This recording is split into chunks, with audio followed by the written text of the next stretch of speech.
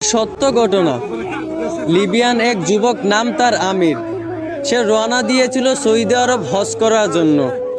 এয়ারপোর্টে পৌঁছানো মাত্রই তার নামে একটা সমস্যা হয়েছিল, আর এই সমস্যাটা সমাধান করতে করতে প্লেনের দরজাটা বন্ধ করে দেওয়া হয়েছিল। পাইলটকে অনেক রিকোয়েস্ট করা হয়েছিল যে দরজাটা খোলার জন্য, কিন্তু পাইলট দরজা খোলার অনুমতি দিলেন না। অবশেষে আমিরকে রেখেই প্লেন উড়াল দিল। সবাই তখন আমিরকে সান্ত্বনা দিতে লাগলো যে হতাশ হয় না, হয়তো তোমার ভাগ্যে নাই। আমির তখন বলল, আমি হতাশ হই নাই, আমি মন থেকে খাঁটি নিয়ত করেছি, অবশ্যই আল্লাহ আমার এই আশা পূরণ করবেন। কিছুক্ষণ পর খবর আসলো যে প্লেনে একটা সমস্যা হয়েছে। আবারও প্লেনটা এয়ারপোর্টে ফিরে আসলো।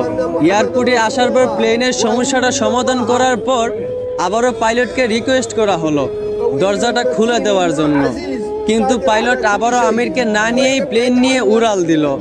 আবারও সবাই আমিরকে সান্ত্বনা দিতে লাগলো যে হতাশ হয় না, হয়তো তোমার কপালে নাই। আমির আবার বলল, আমি মন থেকে খাঁটি নিয়ত করেছি, আমি হতাশ হইনি, আমি আল্লাহর উপর ভরসা রেখেছি, অবশ্যই আল্লাহ আমার মনের আশা পূরণ করবেন। কিছুক্ষণ পর আবার খবর আসলো প্লেনের মধ্যে আবারও একটা সমস্যা দেখা দিয়েছে। প্লেনটা আবারও এয়ারপোর্টে ফিরে আসলো। আবারও প্লেনটার সমস্যা সমাধান করার পর এবার পাইলট নিজেই বলল, আমির কোথায়, দরজা খুলে দাও। আমিরকে না নিয়ে আমি প্লেন নিয়ে উড়াল দিব না। তারপর প্লেনের দরজা খুলে আমিরকে প্লেনে উঠানো হলো।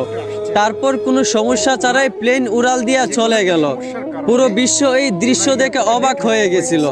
আসলে এইখান থেকেই বোঝা যায় যে একজন মুসলমানের খাঁটি ইমানের পাওয়ার কত।